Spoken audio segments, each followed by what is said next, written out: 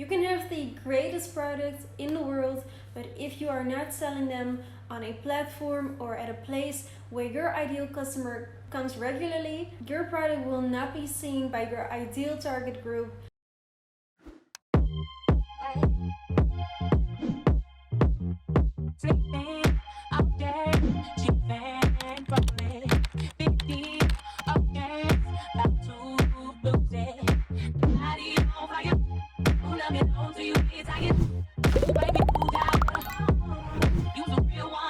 Hi guys, welcome back to the Electric Project. For those who don't know me yet, my name is Sophia. Here we become the best versions of ourselves and our businesses. Today we are going to talk about one of the most important things of your business, which are your sales channels, the places where you make money.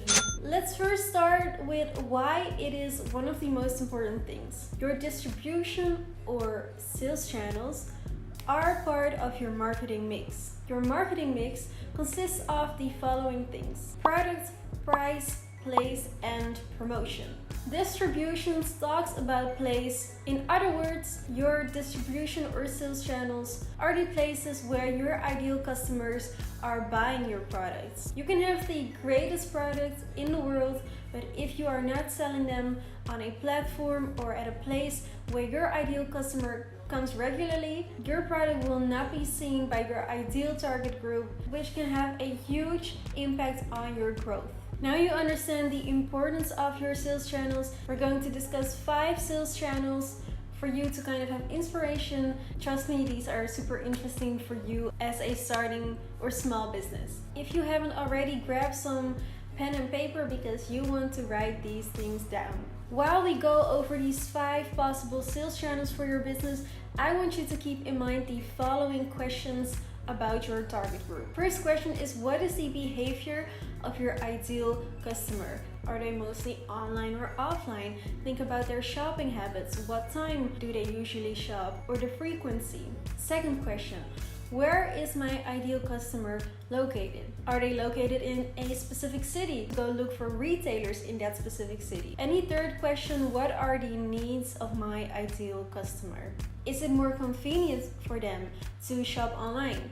Which tells you you should start an online store. In my personal journey with electric jewelry, I have tried many different sales channels. Sometimes you just have to try and see for your own small business. One of the first things I tried were mini markets. I didn't even know that these markets existed, but here in Amsterdam you have a lot of local markets where a lot of small businesses come together and people sell jewelry or even books they write or handmade handbags. You also have markets with a specific theme.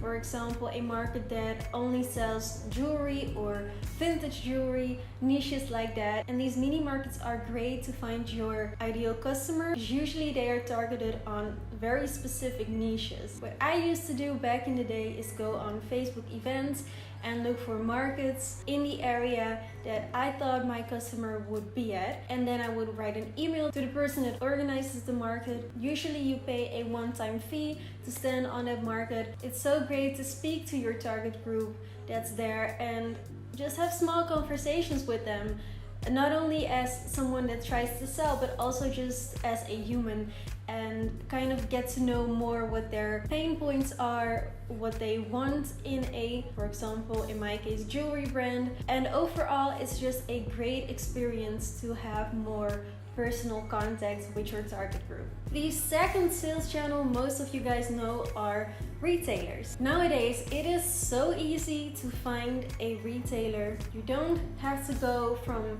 store to store anymore to show your face and tell about your brand and trying to sell your brand to that store. Nowadays you have so many platforms that connect brands to retailers.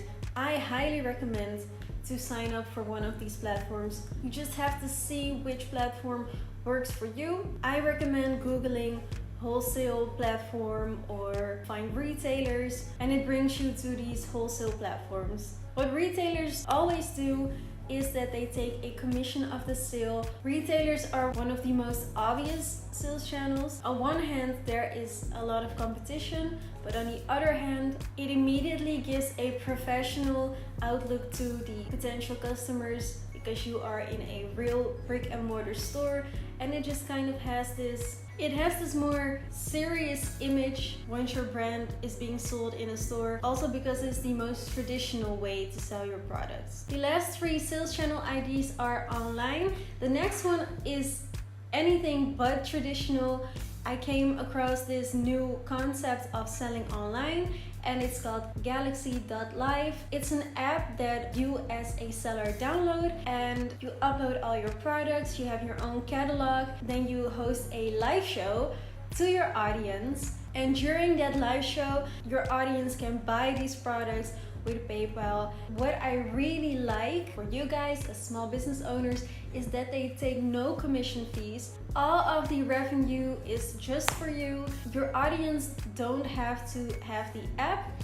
It's just a link that you can share on your platforms, and your audience clicks the link and it opens in their browser. I think it's such a personal way to sell online, because sometimes it can be kind of unpersonal to sell online. Usually it's kind of like, this is the product, these are the specifications, and this is why you should buy it. But there is so much more to it. As I said before, I really liked that the mini markets, the offline markets, are so personal, and in this app it kind of fuses the idea of the offline selling and the online selling together in a live stream. I love it so much that I'm going live myself on September 4th, and I will be selling some unique handmade pieces from electric jewelry, and in the meantime I will also answer some small business related questions during that live. So click the link in the description box where you will find my personal Galaxy link, and don't forget to leave your phone number. You will get a free text with a notification when the live starts, so you don't forget. And I hope to see you guys there. And then platform number 4 is Etsy. You probably have already heard of it, or maybe you are even using it. I really like Etsy for starting entrepreneurs. I like it a lot for people that sell handmade things. I started there a long time ago with my handmade jewelry. It's a very low cost way to start a business, because on Etsy you have listings, and per listing it is $20, and these are the only costs you have. Of course you can run ads, but that is not per se necessary. Etsy is basically a search engine, so it gets all the traffic for you, and the only thing you have to do is take pretty photos of your items, do some market research to sell the right items to the right customers. Overall, it's a great online platform to use as one of your sales channels. The last online sales channels that might be interesting for your starting business is your own online store. I have to say, this is the most expensive option for someone that is just starting out. But if you have a bigger budget, then having your own online store looks not only professional, but you are also in control of selling your products. There are no commissions that you have to pay anyone. Everything is for your own revenue, especially if your ideal customers values a brand that has their own store, then I would definitely do that. But again, it's the most expensive option. These were 5 examples of sales channels that I think are super interesting for starting small businesses. Now try to answer the 3 questions that we started with in this video to see where your ideal customer is located and which sales channels you should use to reach them. Good luck, give it some thought. Don't forget to like this video and hit the subscribe button if you haven't already, and I will see you in my next video. Bye guys!